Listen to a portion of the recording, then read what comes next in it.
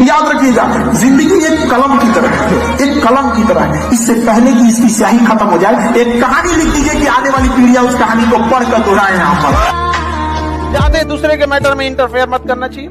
बड़े इंसान हमेशा चीजों को इग्नोर करके चलते हैं। लाइफ में सबको इंपॉर्टेंस दीजिएगा तो आपका कोई इंपॉर्टेंस नहीं रह जाएगा। समझा गया कि नहीं? लोगों को कभी इतना भी भाव मत दे दीजिएगा कि आपको रद्दी के भाव समझ जाए। जहां 2 कौड़ी के लोग अपनी बहसबाजी करते हैं, वहां समझदार इंसान चुप हो जाते हैं। समझा कि नहीं? तो कभी कभी समझदारी का भी परिचय दीजिए। 7 सेकंड तक किसी को मत देखिएगा। जब आपकी नौकरी हो जाएगी तो आप ध्यान दीजिएगा, सरकार आपको ये सब करने के लिए संविधान आपको समय देता है। कैसे देता है कि जब आपको फाइनल रिजल्ट हो जाता है, आप सेलेक्ट हो जाते हैं, आपको ज्वाइनिंग के लिए नहीं बुलाया जाता है। 4-5 महीना बाद आपको बुलाया जाता है कि आइए ज्वाइनिंग के लिए। कभी सोचे हैं कि ये बीच में का 4-5 महीना क्यों दिया गया है? आप बताइए, कमेंट करके बताइए, बीच में का नौकरी के बाद ये 5 महीना क्यों दिया गया? बताइए, जल्दी बताइए। नौकरी के बाद नौकरी हो गया तो किसी को पटाना बहुत सिंपल है। बस क्या करना है, एगो सर्टिफिकेट देके जाइए, लड़किया को बोले सुनो ना, कुछ जानते भी नहीं है ना लड़की को, मोहल्ला की है ना, बस सुनो ना, नाम हम तो जानबे करते हैं, मेरा ज्वाइनिंग लेटर आ गया है, देखो ना समझ में नहीं आ रहा है कैसे भरना है इसको, थोड़ा सा आइडिया है तो बता दो। बस कहेगी ठीक है, मेरा फोन नंबर ले लीजिए, कोई दिक्कत होगा तो बताइएगा। कहा लिए नंबर दे रही है, पता है ना, समझ आ गया, बड़ी इजी हो जाता है। और अभी से तो यूपीएससी से टॉप है लड़की को बेरोजगार के लिए फंसाना, इसलिए ये सब।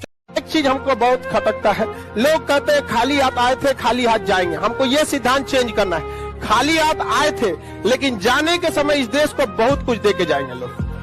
खाली हाथ तो कभी नहीं जाएंगे।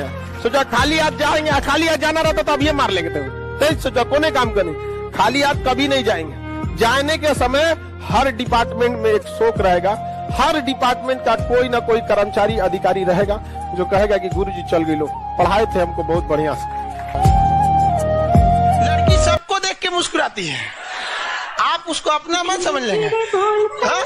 तेरी फितरत थी सबसे दिल लगाना, हम खामखा खुद को खुशनसीब समझ बैठे। समाज में ना अगर आपके पास पैसा नहीं है ना, लोग आपको ऐसे नजर से देखेंगे कि जैसे आप पैदे गलत हो हुए हैं, मतलब चोरे समझ के आपको देखेंगे। गलती उसकी नहीं थी, समाज ने जो धर्रा बना के रखा है ना वही। कल मेरे यहाँ राखी बांधने एक लड़की आई थी, वो स्टॉल बांधी हुई थी वहाँ पे। हम कह रहे बाबू आज तो मिठाई खिलाएंगे, आशीर्वाद देंगे, तो जब खोली ना तो उसका पूरा एसिड अटैक। एसिड नहीं था, मिट्टी तेल डाल के जलाया गया था उसे।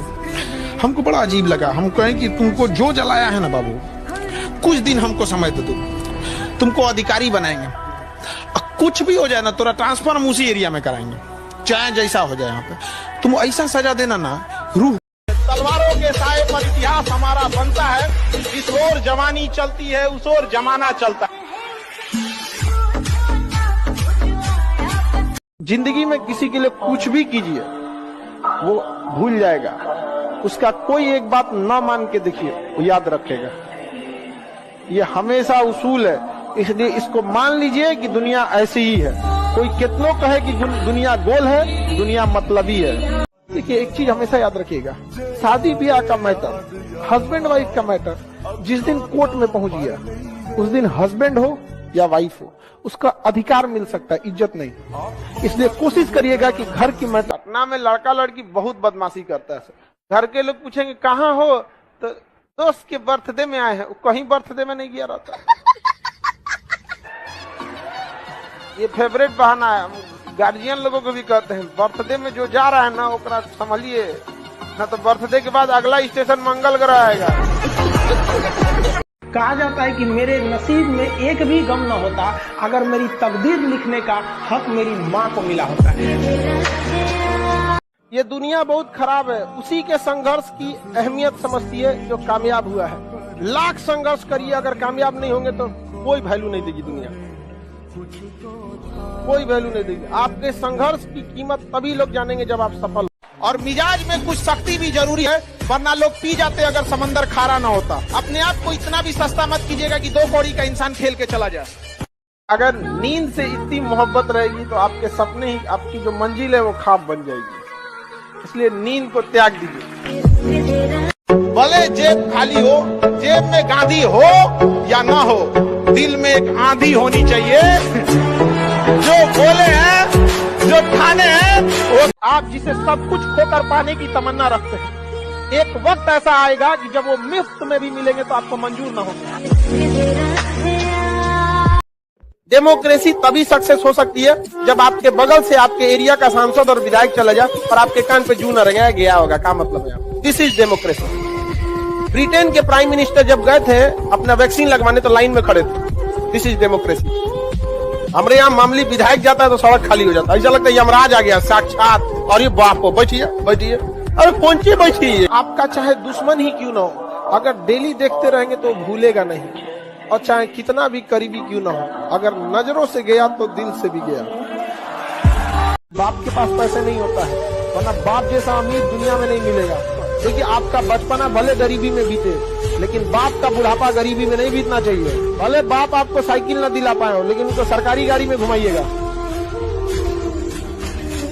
दूसरे को जला देंगे यह अलग बात है, माचिस दूसरे को जला देती है हकीकत, लेकिन खुद माचिस भी जल जाती है। तो दूसरे को बर्बाद करेंगे तो याद रखिएगा, युद्ध करो युद्ध, लेकिन जब भी लड़ो अपने से बहुत बड़े आदमी चलाओ। कुछ लोग सबसे लड़ते रहते हैं, रिक्शा वाले से लड़ गए, ऑटो वाले से लड़ गए, टेम्पो वाले से लड़, जानते नहीं हो कौन हो भैया?